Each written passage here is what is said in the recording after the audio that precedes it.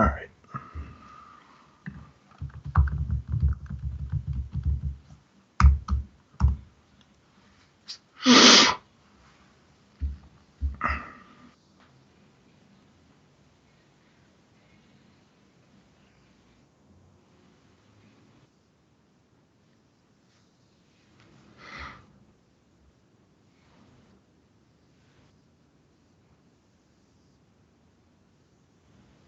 Like, yeah, the film. Yeah. It's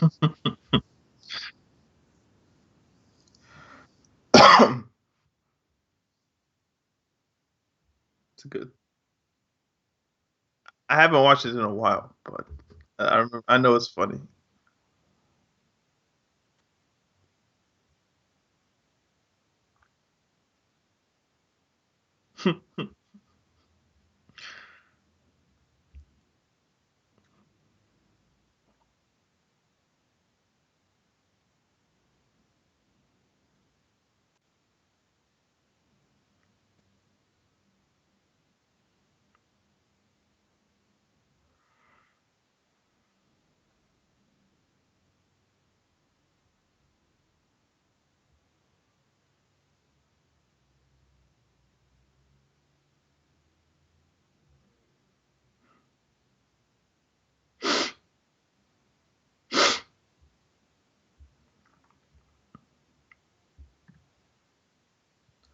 Boom. All right.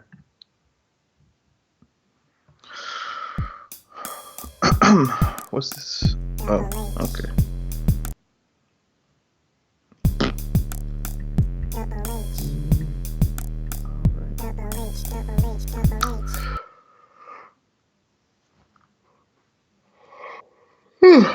It's the kid. It's the kid. It's the kid. It's the kid. It's the kid. It's the kid. We're live. We're live. We're live. We're live. We're live. We're all good, man. What's up? What's up? It's your boy. It's your boy. It's your boy. I bring pizza. I bring pizza. Yeah. So we're gonna have a great day. We're gonna have a great show. I know that I say that all the time, but this time I mean it. Well, I think we're gonna have an amazing show because, as you well know, each week I'll be doing different guests. Mostly guys you know from the hangout, and some guys that you may not know from other hangouts as well and everything. So now, talk about Clasico. We're going to talk about Drogba and Henry. We're going to talk about Allegri. We're going to talk about Ozil, and also take your questions towards the end of the show. So, as I say again, I normally don't do this alone, even if I prefer to, which means more money for me. So, you know him from Talking Tactics. It drops every Tuesday. It is the best football podcast on the planet. I checked because there's a list of top football podcasts, and Talking Tactics is the best. So it is the best football podcast. I don't care about any others. He's 1/3 of the world famous Talking Tactics. Daniel Tillock. Hello, bro. What's good? What's good? What's good?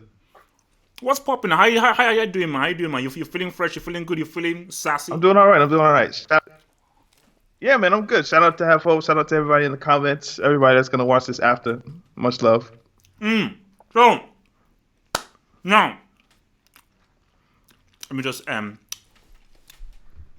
Clasico. So our first, He does this on the he does this on the actual podcast as well. He just eats and tries to talk at the same time. It's bad. But go ahead. No, bro. No, look, man. Can't a guy chop? Can't a guy chop, man? Can't a guy chop? And yes, whoever said this thing, yes, this Drogba only thing, there is a discussion to be had. There is a discussion to be had, and yes, I am bald. I have now gone bald, so you can't insult my hairline, you pricks. So let's now start first of all with this right now. So, as you well know, the El Clasico is going to be happening, I believe, on the 26th of October. But in case, so that's what's going to happen, because I mean that's the first Clasico, and I think it's actually really exciting because this looks to be a much closer title race than, of course, the title race that was had there before. And many people think that Real Madrid have a very good chance of winning La Liga this season. So whatever the case may be, when both sides meet on the 26th of October, if we feel that that's how it's going to go, it's going to be pretty exciting. But there has been a little bit of beef happening around. So, in case some of you don't know, let's get slightly political here, because politics is life. They so the so I think a year or two ago, Catalonia tried to separate itself from Spain and become an independent country. And even you saw Pep Guardiola, whose sister works as a Catalan politician. Pep Guardiola actually did a massive speech talking about how he wanted Catalan to at least have the opportunity to separate itself from Spain. And Pep has always sort of been on the forefront of saying that he played for Spain because he had to, but he never really liked playing for Spain. So 9 of these Catalan people were imprisoned from 9 to 11 years, I believe. No, 5 to 11 years for even bringing this to the forefront by the Spanish government. And this has just made people go crazy. So as of right now, I believe in Barcelona, there have been continuous riots happening. And it's so funny how this you can juxtapose this with what is happening with Hong Kong and China. And they've pretty much been saying, look, man, this is crazy, blah, blah. So based due to this scenario, the La Liga wrote to the Spanish FA to say we have to have this move from Barcelona because 26th of October is where it's going to be held in Spain. And Real Madrid, I think Real Madrid wanted to be moved, but Barcelona are happy to have it still happening there. But they said for fear of safety, they want it to be moved from the venue of the Camp Nou because, again, if ever there is a team that is the emblem and beacon of everything Spain, it is Real Madrid. And if you had a situation with all of the stuff that is happening there for Real Madrid, that emblem of Spain to come in there during all of the things that happen, that's a slap to the face of the Catalonians. And then you don't know what the hell could happen. Things could go crazy. I didn't even know whether Real Madrid could even be put into the stadium. So let me even switch into your boy, Daniel. Before we really go into maybe the history of these two teams and so forth, and how this El Clasico have the kind of like the political histories. What do you think should actually happen? Do you think they should go ahead at the new camp, or they should just postpone it or switch it to the Bernabeu, then make the game in March in the new camp? I would do the latter. If only just to appease the people. You know what I mean? Like, for me, it seems like I was even reading some stuff about like, should tourists go to Barcelona? And they were like, Oh, not wow, really. Because a protest can kind of start anywhere, anyhow, when they were saying how dangerous it was for people to go to Barcelona. Some of that's probably propaganda, we know, that the Spanish government would give. But it kind of just makes sense to just reverse the fixtures and just see what the temperature is in March rather than have the game now. Just for safety and all that kind of stuff. But yeah, that would be the easiest solution, I think. Yeah, I mean, I basically, based on just what happened. Again, I don't want to get too political here. They have unless Spain reversed their decision with imprisoning those politicians.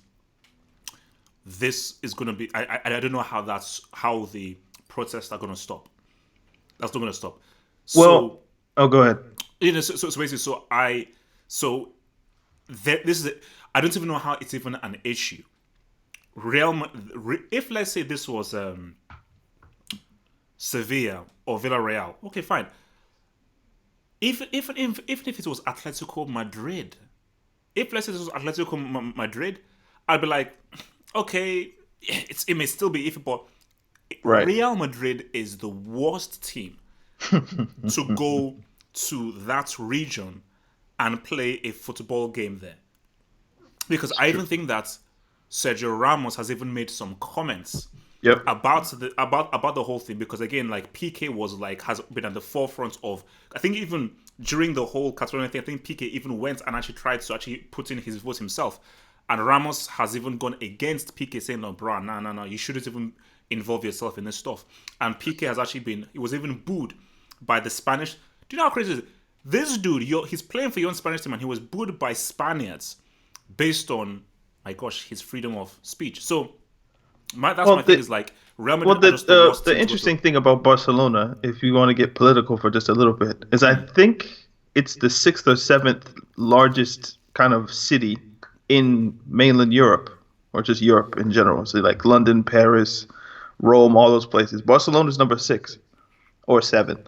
So the amount of money that Spain stands to lose if Catalonia decides to be independent is incredibly large. So what they try to do is they try to use Barcelona, the football club, as kind of leverage over the Catalan people. They're like, yo, if you guys want to leave, Barcelona is not going to be able to play in La Liga Oh because yeah, kind of we yeah. own that here in Madrid, so we can do whatever we want. So Barcelona football, just because it means so much to people in Barcelona and people in Spain, it's always used as leverage against the city or against protesters. But I think at this point they don't even care.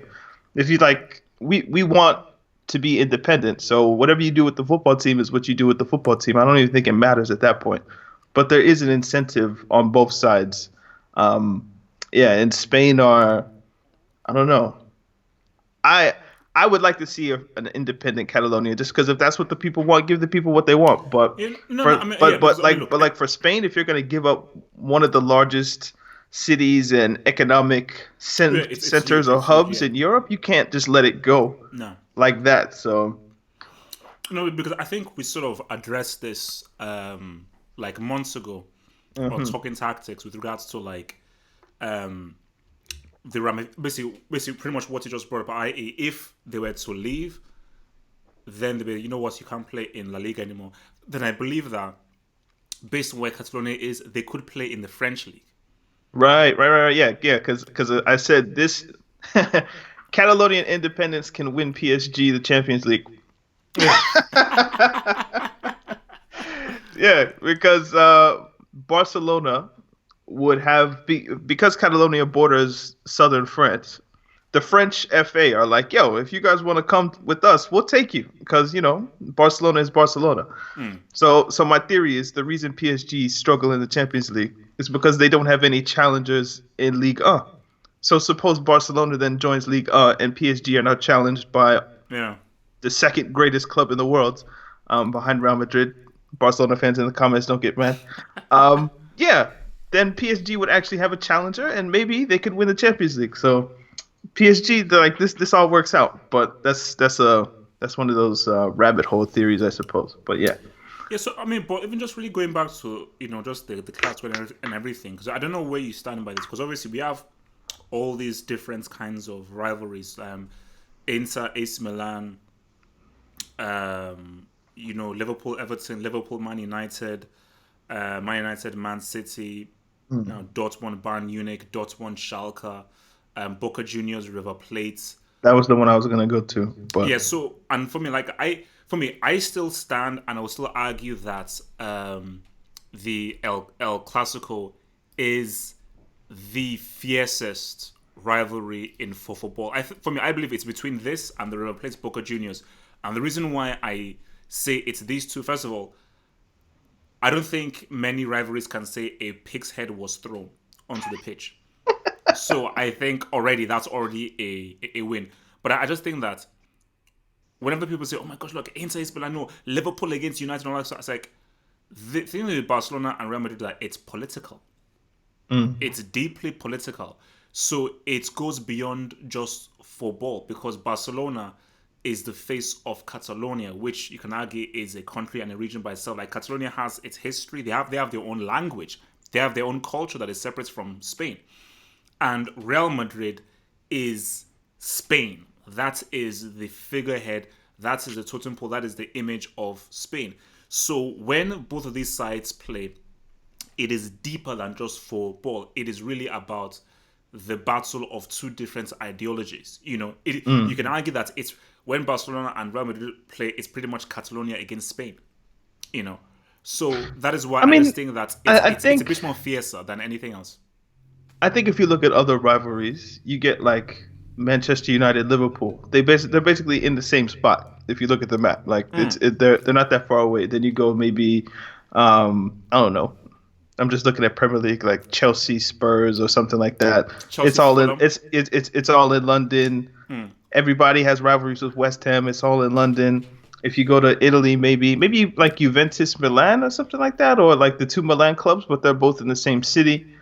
Um, maybe one that could be similar, maybe like Marseille against PSG or something like that. But like the Southern France against Northern France or something like that.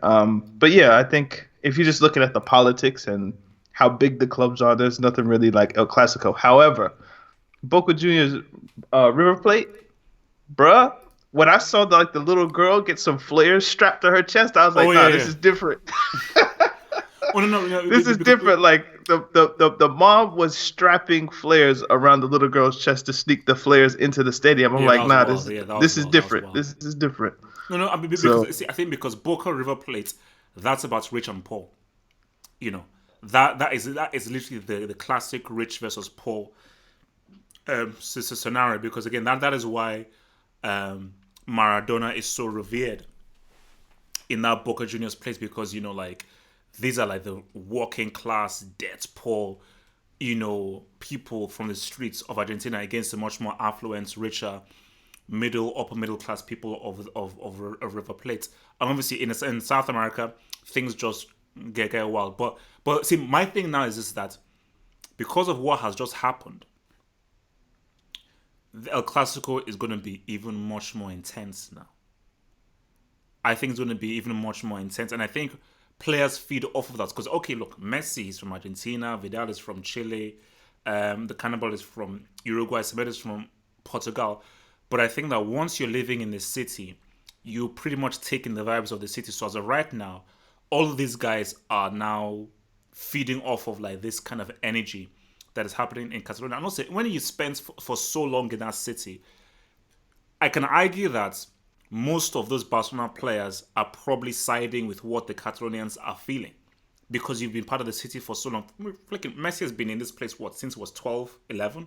So when Real Madrid come and play, there's going to be an extra spice to the game now. Same reason as to when Figo made the move, there was an extra spice to the game of Figo's first game for Real Madrid against Barcelona. So as of right now, with what has happened, especially if Spain don't reverse the decision of imprisoning these people, which I don't think they will, bro, that match could get intense. And trust me, Sergio Ramos is going to be targeted. You know? yeah, I was thinking of other rivalries while you were talking. Do you know like the Soweto one with like Kaiser Chiefs and what's the Oh other no, one? I've not heard of. What's Um, uh, Kaiser Chiefs and Orlando Pirates, I think, is the Soweto Derby Oh in yeah, South I've heard Africa. of. Yeah, I've heard of them both, but I didn't know they were rivals. And there's one in Algeria. I don't know the names. Obviously, everybody knows Algeria, Egypt, but there's one in the Algerian league that's apparently like really, really dangerous and stuff like that. So there's hot spots all over the world between particular teams, but it's always people like in the same area, generally speaking. This one is like our place versus like the state in some way, which makes it, yeah, it is kind of analogous to the Hong Kong China thing, but that's another subject. Oh, a guy just said shout out to South Africa Chiefs all day. So It's deep, man. Look up the Soweto Derby. It's an interesting thing. So shout out South Africa, Oh, kind of. so basically, if guys are just joining the stream right now, remember, guys, like the stream, like the video, like that video. Let's say like the video. But if you're just joining the stream, this is Daniel from Talking Tactics, the podcast that drops every Tuesday on Spotify, iTunes, and SoundCloud. Yeah. So, And so, yeah, anywhere you listen to podcasts, it's me, Have Hope. We do it every week, man. We have. Well, how long have we been doing this thing? 3 years? 26, Maybe. basically since Euro 2016. Yeah, man. We deep. We're deep in the game. So I'm pretty sure most of the people that listen to this show listen to the podcast. But if you don't, check it out, man. Okay, so let's move on to our next topic right now, and it is our dear friend Ozil. So, Oh, boy. Ozil says he ain't leaving. He's gonna, bro. Look. I'm just reading and thinking he ain't leaving. He's gonna honor his contract. I'm not fucking leaving. Yeah, it's a disgrace. Trust me, we'll get there. We'll get there. We'll get there. Disgrace. He said he's not leaving. He's going to honor his contract. Yes, genius. Of course, you're going to honor £1 billion a week in your contract. And Emery has apparently come out and said that, I don't know whether he's playing mind games, that, I have renewed faith in Ozil. and he's going to recall the midfielder to be part of his plans. So basically, I want this discussion to be twofold right now. Mm-hmm. So the firstly is with regards to Ozil and his future at Arsenal, and the second one is when last was Ozil truly relevant and world class as a player, where you looked at him and said, no, he's one of the best players in his position. Because Shit. I'm gonna say something, but so let me just answer those two things. That I'll give it to you, Daniel. So first Uh-huh. of all, with Ozil, I don't see a role for him at Arsenal. I've even heard that apparently, like next, I don't know whether it's in January or in the summer, Arsenal are looking to bring in Saul Niguez from Atletico Madrid. Doesn't So he have a Emery contract is until like 2027 or something like that? who Saul? Atletico sign people for life, man. Like, Oh no! I mean, maybe it was, but I just saw a report saying that like they are looking to get Saul. So I don't know whether that is real or not. yeah, I feel So like he signed like an 8-year contract or something like that a few oh years no, back. that So was Inaki Williams signed his life away to Atletico no, but Bilbao. So Saul signed one not as long, but something like with depth. I'm sure people in the comments will yeah, tell so you, yeah, but guys, if you can tell us how long Saul signed for Atletico, please tell us. So years, like seriously, I don't think that Ozil actually has a future for Arsenal, and I think that Emery is already having plans beyond Ozil. And I think the way that Emery wants to play, and the intensity and the speed in which that Emery wants to play with Arsenal, I don't think Ozil fits it. So I don't know what he's saying. And this is what I'm going to say: the last time Ozil was relevant, a world class player, one of the best players in his position, he wasn't wearing red and white. I He was was gonna say it wearing was Real Madrid like 2012, right? 20, he was wearing all white. At no point throughout the entirety of his Arsenal career has he ever been a world class player or one of the best in his position. Um, Well, no, I I mean, feel no, that's like okay. Okay, we can talk about it, but for me, he's never. I never regarded him as he's one of the best players in his position at all. Um, but for me, the last time he was relevant, Real Madrid. That was when I was like, this guy, with regards to creativity, playmaking, he's definitely one of the best in his role. So, and I just feel as of right now, Ozil, he ain't relevant anymore. And I know that the whole Germany thing sort of got out of wax and everything, and it got a bit tricky and everything. But there's still talent there. There is not talent there that warrants being a starter in a first team. I think that ship has sailed, and I just think that there are teams that Ozil can play for, but you're gonna have to move a level down. You have to actually look at maybe like a Sevilla, maybe a Roma, maybe a Leipzig or something like that. But with regards to whether you want to look at City, Barcelona, Real Madrid, Atletico Madrid, Juventus, Bayern, nah, I don't think he's that level anymore. Thoughts? um, I think Arsenal are caught between a rock and a hard place because Ozil doesn't necessarily fit the system. He doesn't really fit anybody's system really because that style of kind of number 10 isn't really in vogue anymore. But he's on such big wages that the only way you can sell him really is if you play him. Because why would anybody buy him and take on a percentage of those wages or the whole wages if they don't know what they're getting? So you have to play him. Because who's gonna be like, okay, this guy that hasn't played or he's playing every like Carabao Cup game or something like that. Why would I pay him 300,000, 250, 200K a week when I don't know what I'm getting? So it feels like they almost do have to play him to get his value back up. And then once you do that, maybe you sell him in January or the summer. So I do think Emery's stuck in that place, which might be why he's kind of saying, Ozil, he seems to be getting back. He's in my plans, blah, blah, blah. Because you got to kind of keep his value high in that way. As for the last time Ozil was world class, or no, you said relevant. I think it's interesting. We just had the conversation about Barcelona and Real Madrid, and you say the last time he was relevant was with Real Madrid. I mean, are we docking him points because he's playing for Arsenal and Arsenal aren't as relevant in this decade as they have been in years past? So maybe because you play for Arsenal, you can't be as relevant as when you were playing for Real My Madrid. Kind my quick kind answer of the to same that is argument with Sanchez Sanchez. could be made, but Sanchez obviously played better at Arsenal. But I don't know. I feel like I think was it 2015, 16, the year that Leicester won the league. Ozil had a decent season. I think he had around 20 assists, something like that. So Actually, someone in the comments just said apparently he came close to breaking the assists record. yeah. I think he had somewhere around like 18, 19, 20. It's not 20 because Henry has the record. So it's like 18 or 19 assists. Now you might say, yeah, he was getting them against I don't know Swansea City or something like that. So was he really doing it on the big stage? I can't speak to that, but he hasn't been trash. It's just that football's moved on. I think he's 30 years old. He was never that physically gifted in terms of like pace and all that kind of stuff. So the slower he's got, the older he's got, his game's just about the technique that he has. And it just so happens that in this era of pressing,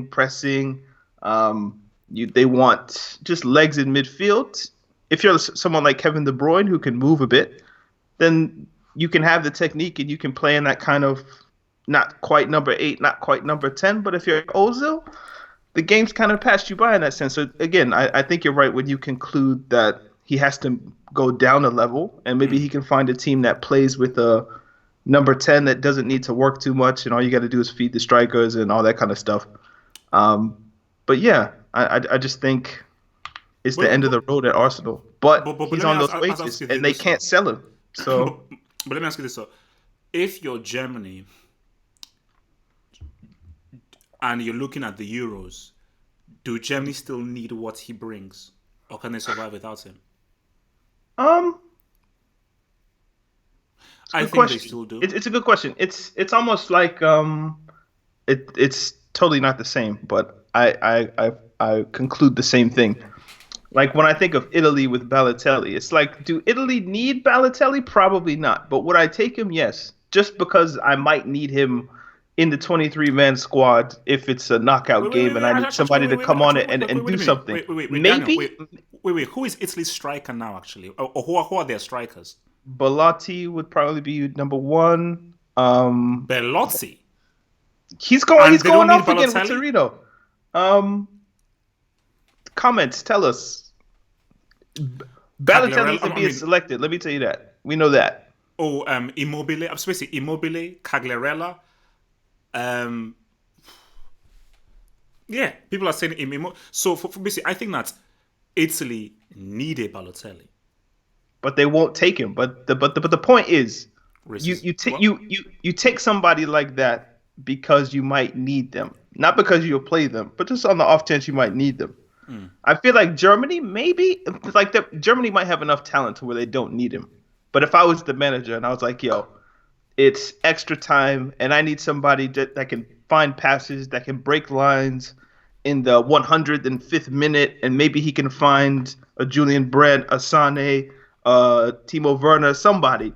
Maybe that's the kind of player that I pick that can just change a game when everybody's legs are dead. And basically the athletic factor has been nullified. And it's just about technique and your footballing brain. Maybe I use one of my 23 spots on Ozil, but if you feel like you have enough talent that you don't need to take him, maybe you don't. So basically, I'm just to round off on this before we move on, because I know you're a guy that always goes with the money. I Of course, yes. protect that cheddar. So I can sort of assume what your answer to this question will be, but just for the sake of the show and everything. So if you're in Ozil's position, the manager doesn't really like you. You're really not gonna. You are not a guaranteed first team starter. You're gonna just be used on rotation. You're hardly gonna really play, and you're pretty much maybe in your view you feel that you're still a top player and you're being totally disregarded and disrespected by your manager. Do you say, screw this, I'm on my way to a team that is going to guarantee me and respect my footballer either in general or in the summer, or you're like, nah, screw it, the money's too good, treat me however you like, I want to keep this money? What do you do in It's Ozil's situation? it's 300 pounds, 300,000 pounds a week.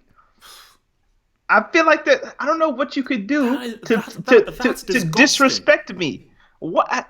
How can you disrespect me and then hand me a $300,000 check No, no, no, no, no, no, no, no, no. every Wait, week? wait, wait, wait, wait, wait. Emery didn't hand that check to him. That wasn't to Emery. That was the flipping. Wasn't that was the flipping board? It wasn't Emery that handed it. Okay, but okay, so imagine you go to work and your boss doesn't like you, and then you go to wherever you get your money from, and they hand you a book bag and it's full of $300,000, and you do that, or £1,000 rather, and you do that every week. I feel like whatever's going on at the workplace would be kind of smoothed over by the brown paper bag money.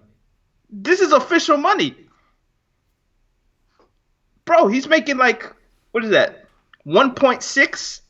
I can't do math. 1.2 million in a month. Neither can I. So don't ask me any maths 1.2 questions, bro. million So. every month. Whoa, whoa, whoa, whoa, whoa, wait, wait, whoa. He's making what? What? Wait. Did you say 1.6 mil each month? 1.2. If you're making 300,000 a week, you times that by But 4 weeks in a month. take away tax because don't you get taxed 50%? Oh, sorry. So he's only making 600,000 in a month. Yeah. Oh, only 600,000. I could buy my life for half of that. So yeah, if you're Ozil, it's like, look, I want to leave. If you can find a club that's willing to pay my wages, I'll go. But until y'all do that, I'm staying. Kind of like with Bale at Real Madrid. Like I'm staying. So you would still stay even if you're on the bench, you're hardly playing, you're used in like flipping Carling Cup games, 50 minutes here, 50 minutes for FA Cup games as well. You would still play because you're getting paid. Listen, I worked my whole life from 3, 4, 5, 6, 7 up until now to be a professional footballer. And part of that means I earned this contract. And y'all are not just going to break my contract. Like, everything in his life led to that contract. 300,000 pounds a week. That's crazy money. I'm not just going to give that up. No. Wait a minute. Maybe let's ask the chat this. Do football players live to where is their main goal to win the World Cup, win a Champions League, or to get a £600,000 a month contract? What is actually the main goal for most football players? No. Maybe you're right. Have hope. You if there was a pile, let's say okay, actually, let me pull up my calculator and we can do this math right quick. So 300,000 a week times 52 weeks in a year times 5. That's 78 million pounds. Okay, so we'll say 80 million pounds. So let's say there's a pile of 80 million pounds on your right hand side and a World Cup medal on your left hand side. Okay. Do you grab the 80 million pounds or do you grab the World Cup medal? I'll tell you why I grabbed the World Cup medal. Because you're on drugs. No. I'm fully set. Do you know why? You could buy the World Cup medal with some of the 80 million. You'd have money left over. Can I land? I grabbed the World Cup medal. 80 million, you know. Because that's just one contract. No. Wait, man, let me land. I grabbed the World Cup medal because you know what, Daniel? Let's say I take the 80 mil and do what? Because I take that 80 mil and I'll end up getting depressed. And I can okay. I buy all the islands, all the cars, all the houses, all the mansions. You're still a professional footballer. But at the end of the day, who am I? What respect do I have? That World Cup medal earns me the respect. It earns me something that is far more valuable than that 80 mil. You have family. Like, how do you feed your kids with the World Cup medal? How do you get your mom out of poverty with the World Cup medal? How do you get your kids through college with the World Cup medal? See, you didn't specify whether I was coming from a favela or if I was coming as a regular man. If I'm coming from a favela, then I don't know what the hell a World Cup medal means. Why do you think all of the Brazilians go play in China? Because the bag is in China. I'm not worried about. Why do you think Oscar left? You think I'm worried about Champions League, Europa League, when I can go get. Don't mention Oscar. That guy's crap. Don't mention that clown. But yeah, all the Brazilians, Alex Teixeira, Talisco, Hulk, all of them. They're in China getting the Daniel. bag. Wait. Look, Daniel and the group. Of course, Of course, you take the money. I'm just trying to play devil's advocate here. So, and look, Ozil's I love the contract was look, $80 I love the World Cup million more than or I love the 80 World Cup million more than pounds, anything. But one of my dreams is to build a space station in Mars, and that 80 mil will go a long way in achieving my dream of my own space station. And it's look, this isn't some made up number. I did the math: 300,000 times 52 times 5. That's his contract. 80 million. So if I work my whole life and Arsenal are stupid enough to give me 80 million while I'm 30 and 31. Bruh. Is that 80 mil before or after tax though? Pre-tax. So maybe it's 50 or 45. I don't know what the UK tax rate is, but even still. Okay. Let's just hit some of this. Have you not read the Panama Papers and stuff? These people put their money in like offshore accounts to save themselves tax and whatnot. Yeah, man, I need those shady accountants. Messi and Ronaldo. So some of these super chats before we go to our next topic. So thank you very much. So 4.99 super chats here from Josh Byrne. Thank you, bro. So Josh Byrne says, so he's wearing skinny jeans like Levy got to protect the wallets. LOL. I think that's probably in reference to Tottenham and Daniel Levy and expressions. I think that expression said. So all I'm going to say there is I hate skinny jeans because I like my balls to breathe. So there you go.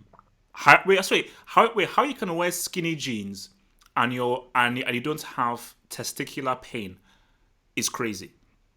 So for those young guys out there, no, it's true. Like I'm sorry, how do you wear skinny jeans and literally your balls don't turn blue or purple? That makes no sense.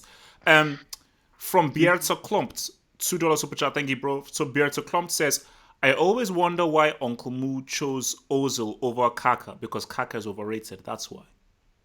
Kaka ain't that great. Because Ozil was actually nice Kaka at one point. Missed that penalty in 2012 that could have taken Uncle Moo to that final that he would have won. So in 2012, I ain't choosing flipping Kaka over Ozil. 2012, I'm not. 2007, 2006, oh my gosh, then I'm definitely getting Kaka. 2012, the Zil, based off what he did in the World Cup in 2010. Zillage. I'm easy. What was the last time?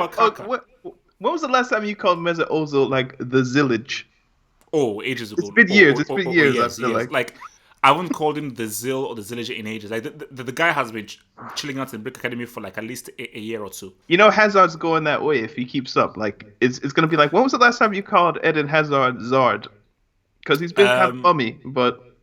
He stopped being called Zad after I saw him trying to run on a counter-attack for Real Madrid and he was waddling. Then I was like, okay, yeah, I think Zad is on temporary leave. I think Zad is on temporary leave. Like, look, that's a whole discussion on another day of. I saw someone compare his running style to a penguin, and I blocked that account. Look, what is it? No. But look, my reputation is on the line, man. So he has to bowl because if he messes up, then guys are gonna destroy me. So Zad, we need you. So let's go to our next topic right now, guys. Allegri. So many people have, because I want to just clear some things up here about Allegri, just so people are clear. But just before I clear things up, so Allegri is a name that was branded around with regards to taking the Arsenal role potentially if Arsenal decide not to renew Emery's contract, which I think runs out this coming summer. And the big one is United. Solskjaer is probably going to get sacked by Christmas. He may get sacked if United get bomb rushed on Sunday. So Allegri has been the name that has been put around for him to be used to pretty much be the guy to help United out. Allegri is not that great a manager. Let me just hit you with some home truths. Allegri did good for AC Milan, but that was really Ibrahimovic, who is a domestic league merchant. Once Ibrahimovic left, he almost got AC Milan relegated and only just got into, I think, seventh or eighth. Thus began the downward spiral of AC Milan. He took over an Antonio Conte Juventus that were already winning. The only thing that Allegri did different is he reached two Champions League finals, lost both of them.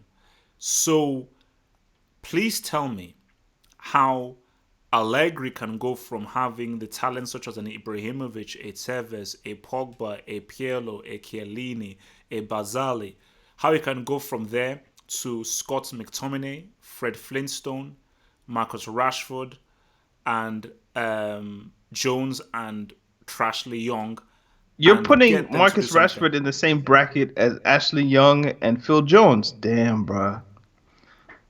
Bro, how many goals? What's Rashford? I don't think has scored more than 11 goals a season. I'm just saying, he's 21. I'm just saying, like I, Phil I Jones is a okay, grown less. man. Like Ashley Young is a grown man. So it's a bit harsh, but we don't have to get stuck here. No, no, no. Look, but so where so really so for you, like, I mean, where do you stand on Allegri as a manager? Because I don't know, I can't get how people can see it is so simple with regards to who he is. He's not proven himself.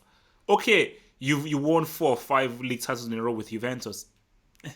Yeah, so it's like, but does that now make you an amazing manager? Like, how do people think that, oh, because he did well for Juventus, who had star players, he will do well for United, who don't have anybody? And when Ibrahimovic left AC Milan, he was a brick. So where do you stand with this? I mean, I'm not gonna pretend to be an expert on Allegri. Like, I remember the Milan team, like the Thiago Silva, Mm. Ibrahimovic, those teams. I remember them vaguely, mostly because of like FIFA 11 and FIFA 12. But I wasn't watching Serie A like religiously in 2012. How you judge any manager of Juventus over the past 8, 9 years, it's difficult. Just because the team has been so good. Um, it's almost like how it's like your favorite question, like how good is X manager really? You know what I mean? Because Italy is become, I don't want to say a joke, but it's become incredibly one-sided. Now I do think you have to give Allegri some credit in that he didn't destroy Juventus, the Juventus he was given by Conte, that I think went unbeaten, invincible. Maybe they had over 100 points. Somebody in the comments could tell me. But yeah, he didn't mess it up, so that's good. And in some ways, I would say he improved it. You alluded to Yeah. the two Champions League final appearances. Probably should have maybe won one of them, but is what it is. You ran into Real Well, he didn't. Madrid at the peak of their You powers, and then you lost. You run lost. You into lost. what is it? What the peak MSN in 2015? So that's tough. But Buffon in 2017, I don't know why he did that, but Buffon starting Champions League finals in 2017, bro. Jesus. Anyway, Bro. but yeah, as to his managerial prowess to take over a club in the Premier League or some other league, I'm not qualified to speak on that. So Yeah, I mean, maybe okay. This is maybe obviously we're sort of still building up to this whole thing. Sunday's game, Liverpool against United. he's definitely better than Solskjaer, though. I Oh, should point that out. oh no, no, I yeah, feel yeah, like yeah. I feel But like the dog across the street could do it better. So so so, it is what it is. so before we sort of jump, like, if let's say Liverpool, if United get beat badly, do you think Solskjaer gets sacked on the spot? It took a lot for Moyes to get sacked, you know.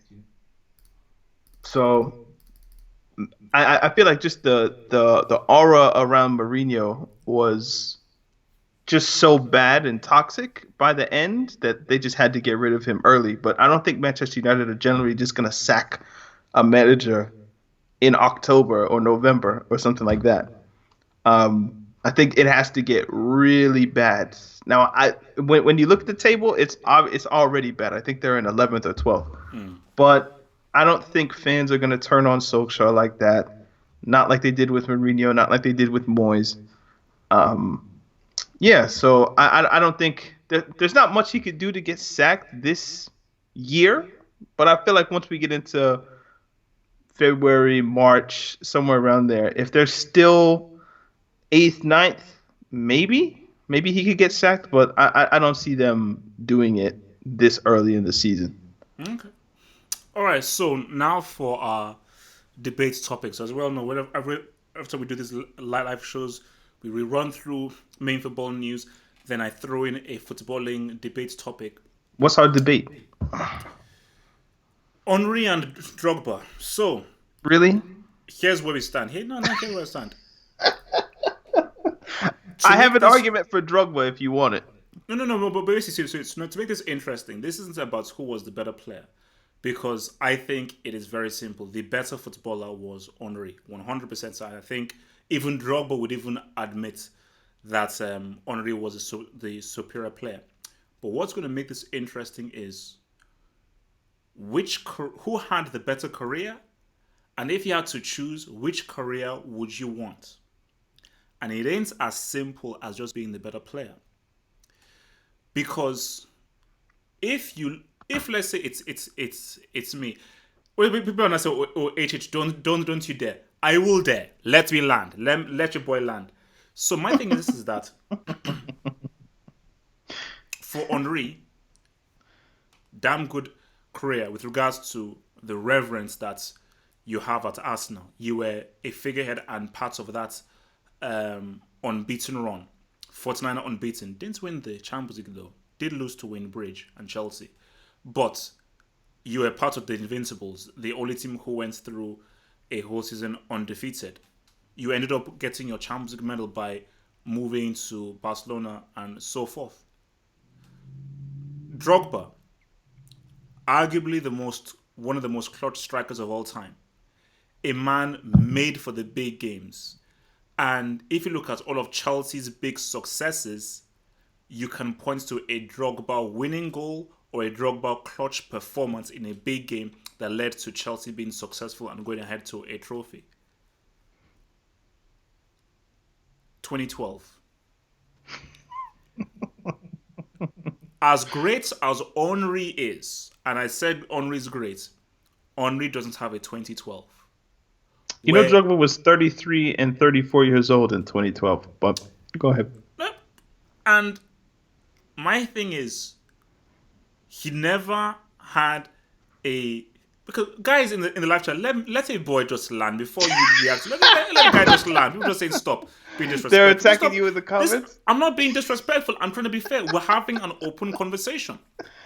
Henry never had a 2012 Champions League final performance where a man almost single-handedly won a Champions League for a team. Henry never won the Champions League.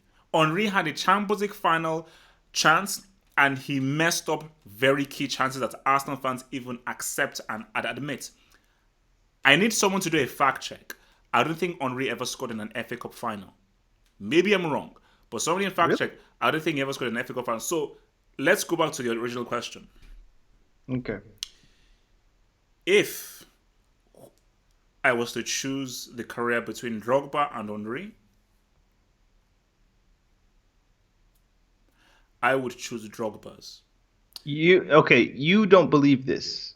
Let me because Henry has a World Cup medal and a Euro medal. And Drogba doesn't even have an AFCON. So as someone who holds international football like above club football, I would suspect, given that you would take a World Cup medal over 80 million, as we discussed, Henry has two things: Euros at Euro 2000 and a World Cup in '98. So I feel like you didn't think about that part, and you might want to reconsider. No, I did. I have an amazing response. Yes. Do you also know who has a World Cup medal and a Euro medal? If you say Stefan Givars, I'm going to leave this chat. Wait, what did you say? If you say Givars, I'm going to leave. Actually, that's even... But what's it called? Arbeloa has a World Cup medal and I think a Euro medal as well.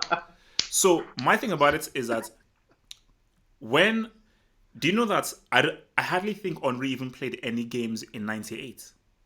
And he admitted that he was just happy to be part of the team in 98. but he didn't even really play that much. And this was when Henry was just a speed merchant winger for Juventus. Yeah, he was a fetus, as you might say. Yeah, so he was a fetus. And in Euro 2000, apart from that goal he scored against Schmeichel, against Denmark, he didn't really feature much. Trezeguet was really the first choice striker. And, Fair really, enough. and Trezeguet and Wiltord were ahead of him in that team.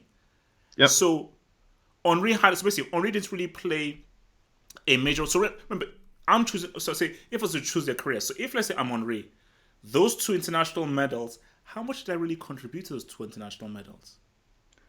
So you would say like 2004 Euros where they flopped, and then 2006 World Cup. World Cup, that was his. That was supposed to be his. Yeah. Like It was a 2006, dent, but- because see, if they had won 2006, oh my gosh, you played a major role because you scored that winning goal in that iconic game against Brazil, and you were a clear focal member throughout that. People in the entire- comments are going to say that goal was a conspiracy, but continue. No. I mean, anybody that says that is smoking. But my thing about this is that if in Drogba's career is like, okay, I didn't get anything for Ivory Coast, I didn't get any international medals, but when I look at all of those FA Cup final winning goals that I scored, all of those big games that I scored in, and that's Euro 2012 Champions League final performance where all the odds were against us, the classic David versus Goliath battle, and I was able to score that crazy header in the final minutes to take us to extra time. Then I gave away the penalty. Emotions were running high. The penalty got saved, and I took the final kick, the final penalty that gave us the first ever Champions League trophy. Bro, I think that is a stronger memory than Henry, because I think what Henry has is people's respect of him as a player and what he did. Because really, his Champions League medal was literally just tagging on to a great project that was happening.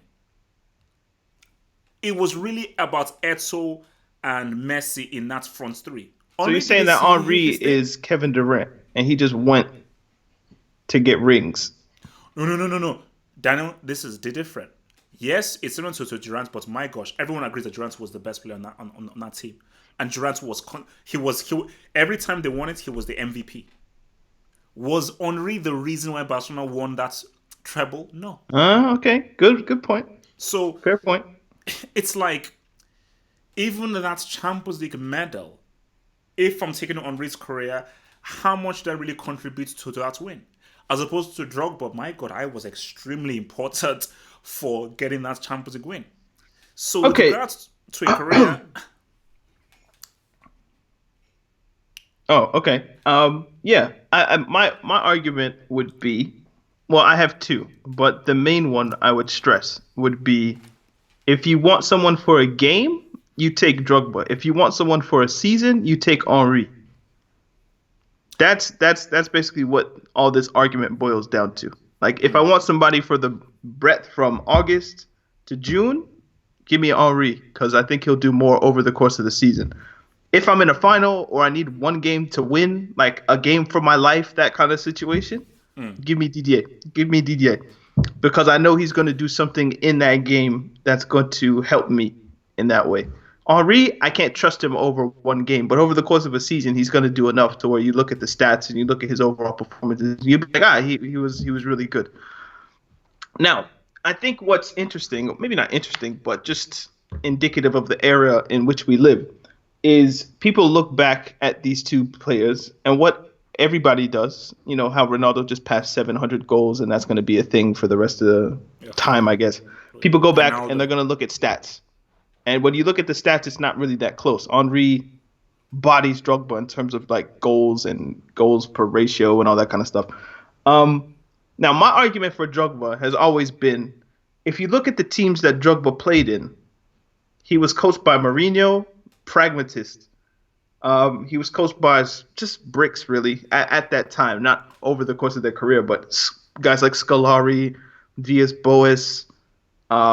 Just if you look at his Chelsea career, the managers that he had, they weren't necessarily attacking. The one time that he did have a really open philosophy in his prime was 2009, 2010, with Carlo Ancelotti, and he scored 29 goals in that season while at AFCON in January. So he would have had over 30 goals if he played the whole season.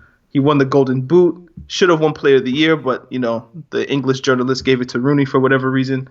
So yeah, if you look at just who they played for, Drogba wasn't in systems that took advantage of his prime in that way. So, okay, Um, so what kind of systems did you think that Henri, he on the needed to other play? hand, played in a very open system with Wenger, free flowing, attacking football. When Chelsea got up 2-0, Mourinho basically put the clamps, and it was like, yo, we're up 2 goals. We're going to win the game. They won a couple leagues that way. But it wasn't really taking advantage of the players that he had in terms of, yo, let's go out and let's win 4, 5, 6. That was more the Arsenal method. So when you look at Henry's stats and compare them to Drogba, I think you do have to take the systems into account. And that Henry just played in a better system for a striker than Drogba did. So that would be another argument that I could make to why, when you look at the stats, yeah, he doesn't have as many goals, but was he allowed to score as many given the managers that he played for? No, I mean, I think that's true because I think for me, like, look, even comparing them, these are two very different kinds of players. Very different kinds of players because I think Drogba was more of just a pure finisher, pure striker. Henry was a complete striker, much more of a footballing striker. But for me, I just think like, people just have to really be, that's going on. People just have to sort of be like truthful with regards to looking at their careers, because I think that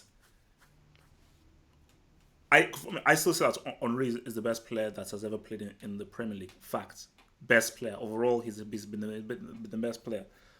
But I think we have to take Henry to task with regards to the finals that he's been in. And Is there how anybody in the comments that would take Henry in a game for their life over Didier Drogba? Like, is there no anybody way. that would like, yo, it's a game for your life, and you have two strikers, Didier Drogba or Thierry Henry. Is there anybody who would pick Henry, honestly? No. Anybody who picks Henry is either an Arsenal fan or a psycho. They Yeah, want to everyone's die. saying no. If you do that, you want to die. Okay, so Samuel and Rodney, why the hell would you take Henry? Based on what? In a game of your life and you need a goal, how the hell do you take Henry over Drogba? There's only one simple answer, and that's why it depends on what you respect. Because again, the way you put it was perfect. If you want someone for a season, you take Henry. If you want someone for a big game, you take a Drogba. You need both kinds of players. You need both. Because you need someone to take you there and put you in the position in the final, but then you need someone to then close the deal. But if I'm asking you, Daniel, what kind of player would you like to be? A guy who is amazing throughout who is consistent and very good throughout an entire season, but doesn't really do well in those big one-off games, or somebody who is average through the entire season but is amazing in those big one-off games? Which kind of player would you rather be? It's difficult, actually, because you'd want to say, One-off, baby. give me the. I'll say you right now, one-off. Give me one-off, baby, because you know what? That's what people really remember.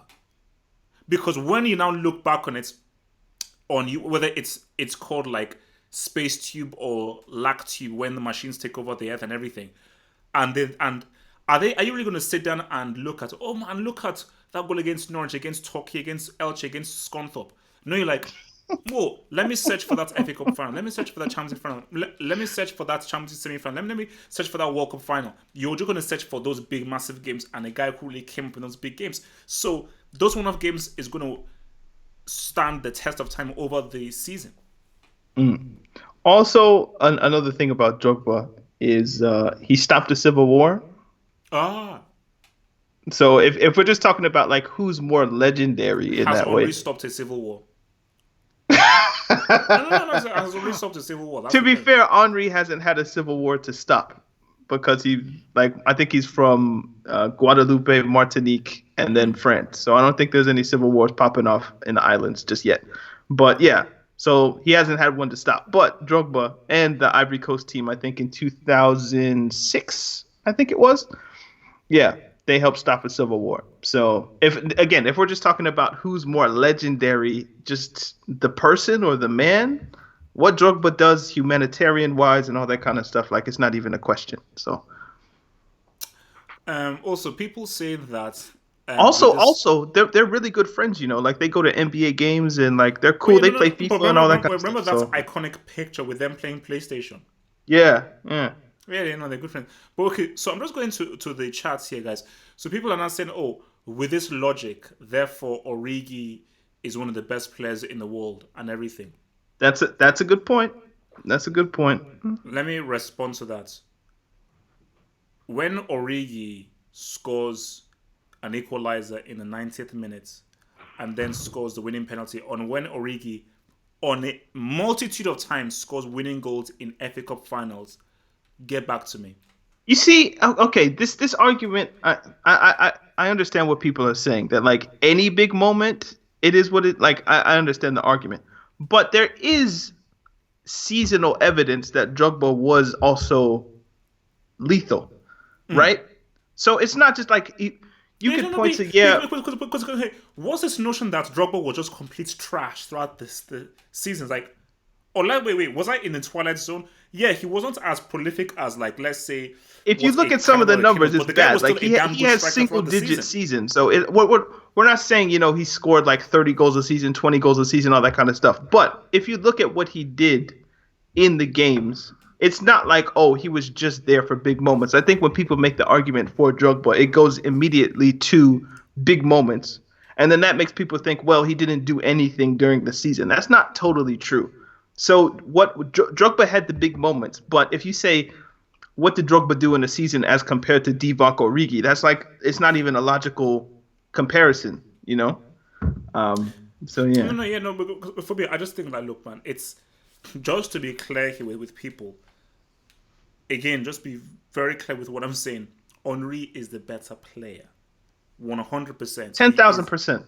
Ten He thousand is percent. the better. That's not up for debate. Hence why I wasn't even having that debate because that's just obvious. The whole thing is which career would you rather have? At the end of it, which career would you rather have?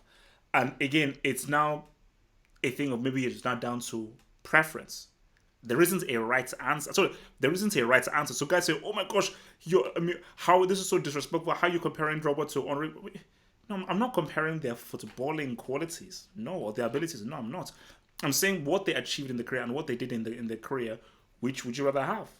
And for me, my argument is that I'd rather have Drogba's because I think those are far stronger memories and fonder memories than what Okay, Henri so did. whose career would you rather have over Drogba's? Maybe not Thierry Henry, but would you rather have? I don't Zidane. know. I can't think of it. Like would you rather have an Eto career over Drogba's? I think I would. Well, I'd have sort of bad feelings about the whole Pep Guardiola thing being racist and stuff. So Yeah, but Eto won back-to-back troubles with Barcelona and Inter. He was crucial parts in each. He was They didn't win back. critical in each. Oh yeah. That's true. And Back to and back and, and trebles. he also has the Cameroon kind of cash to back him. I feel like if we're talking about, I'd rather have Eto's career than Drogba's career. Yeah, you know what? I'd probably say yeah. I'd probably have. And there isn't any question who the better footballer is Oh in no no that no way. easy no. So Bro, Eds Edzo was underappreciated. That guy was for both Inter Milan and Barcelona. That guy was a filthy, stinking striker. And the funny thing is that I remember that 2009 Champions League final game. United were actually playing better. United were actually having a lot of chances, and Edzo scored that goal against the run of play. And once he scored that goal, that just changed the whole entirety and the complexity of the game.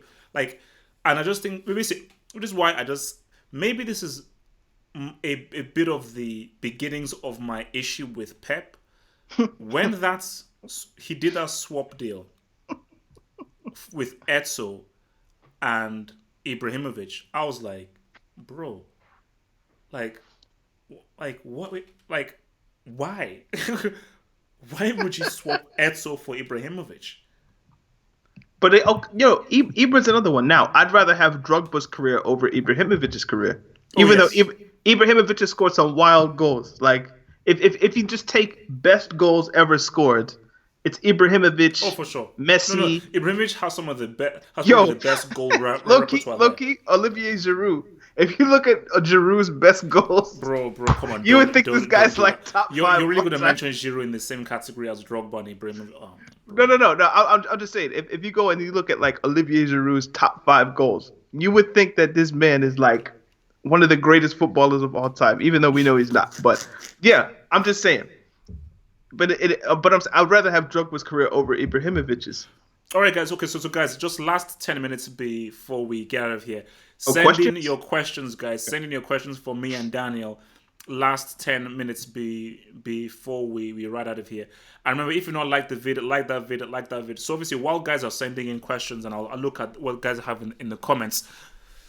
Chelsea, so can Chelsea beat Ajax in Amsterdam Wednesday? Can they? Yes. Will they? No. Whoa! Can you see the future? Do you actually think that? I think the most likely outcome is like a 2-2 draw or something like that. But I don't have faith in Chelsea to beat Ajax in Amsterdam. Okay, so let's say so. They can Someone beat them at asked. Stamford Bridge, sure, but you're not going to go away and win. When was the last time Ajax lost at home? Years Wait. Didn't wait. Did Tottenham beat them or did they draw? in the league. Definitely in the league. I'm not Oh, sure in the about league. Champions Oh, League, yeah. but like the last time they lost at home, I think it's been like 2-3 years or something wild like that. I could be talking out of my ass here, but I feel like there are Amsterdam Arena is like a fortress in that way. All right, so so let's check this out. So, yeah, who do you think is going to win the Golden Boy Award? So you've got Joao Felix there. You've got I don't care. Sancho. You don't care about the youth. All these, bro. Okay, you know what? Because it's your show, Thank you. I will oblige you. But just Yes. let it for the record. Let it be stated: Daniel Taluk does not give a shit, so you can keep your monetary about individual awards. I don't care about Ballon d'Ors, Golden Boys, Well, FIFA, the no, World same as me. Player, Same this, as me. that. I don't care. But No, same who as should me. win Golden Boy? That, Oscar De La Hoya. No. Who should win the Golden Boy award? Probably No, Jadon okay. Sancho. No, wait. You know what? A better way to phrase it, because I do agree with your notion of individual. I think individual awards are stupid. So a better way to phrase it, as of right now, who do you think the best player 21 and under is? Sancho. How old is Mbappe? Damn. He might be 21 still. Even if we include Mbappe, as of right now, If we're including Mbappe, the answer's Mbappe.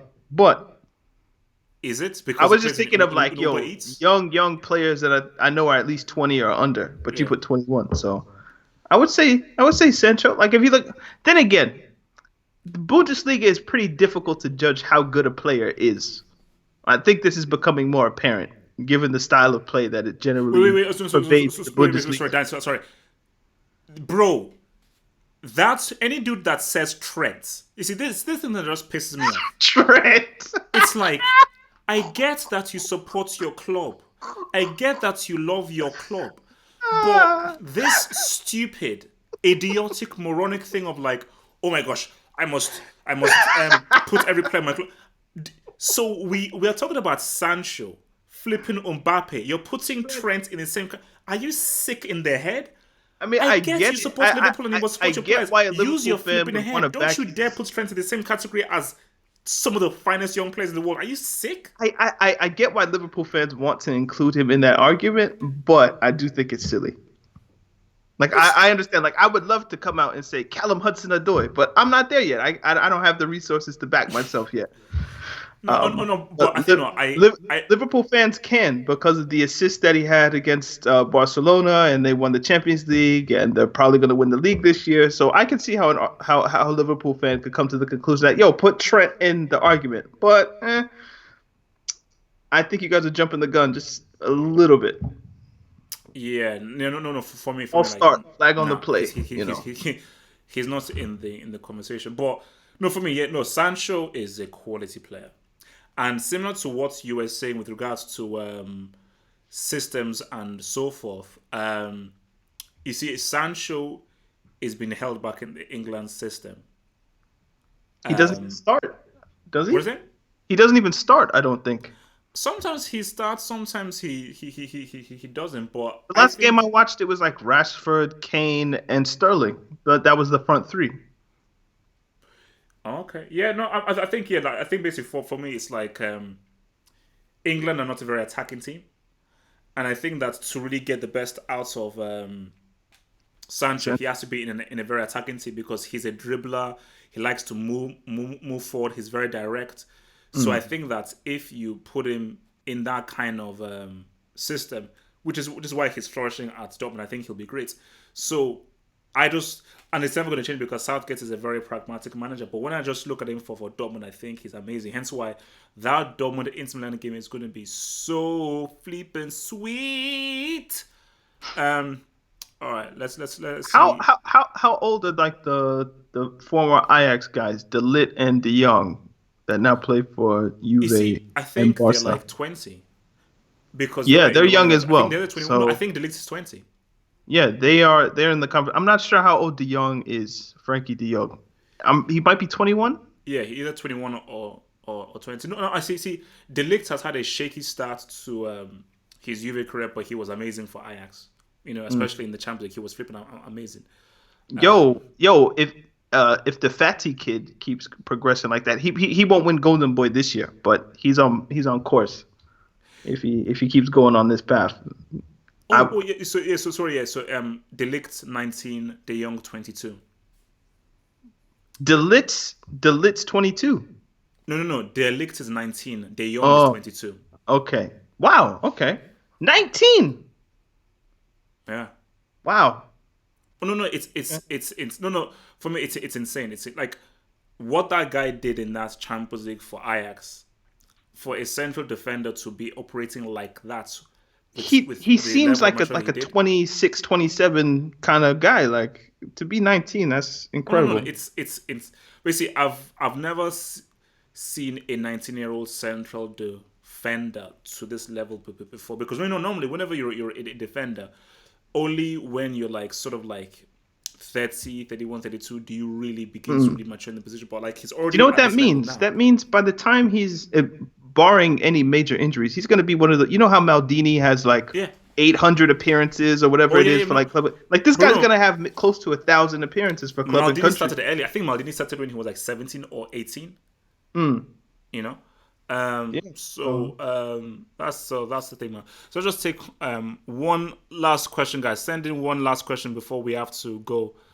One last question. Okay, let's look at this thing. Christian Pulisic, man. What's your take on this whole Pulisic thing? Don't Whoa, ask what me the about hell? that. Don't ask me about Wait. that. Actually, wait. Before you speak, I mean, maybe this is 2-0 to Canada. What the hell happened there? Look, man. You're I'm glad Canadian, we bro. won. I'm Come glad on, we man. won, Oh, but I didn't Canada. watch the Oh, game. So Canada. our home and native land.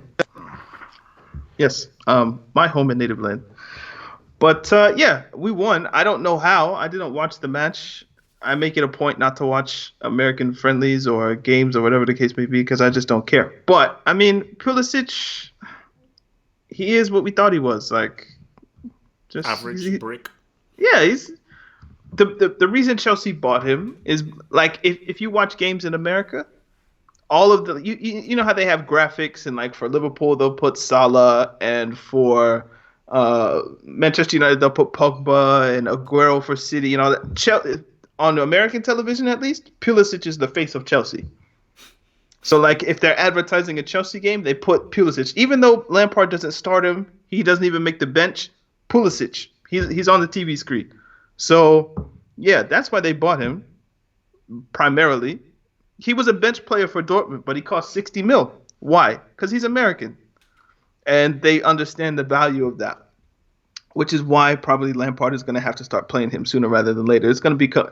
I feel like it's going to become political after a while. It's going to be like, why aren't you playing the guy that we paid all this money for? Because the Americans want to see him, and eventually that's going to happen. But to be fair, I think Lampard's doing the right thing because he hasn't been playing great. So, but again, I think he might be like 21 too, 21, 22. So there's time. There's time. I still believe that the kid can do something. I still believe. I mean, I think it's just going to take a season or Richie? two, and then we'll start to see, maybe 8 goals a season with 12 assists. I feel like that's his level.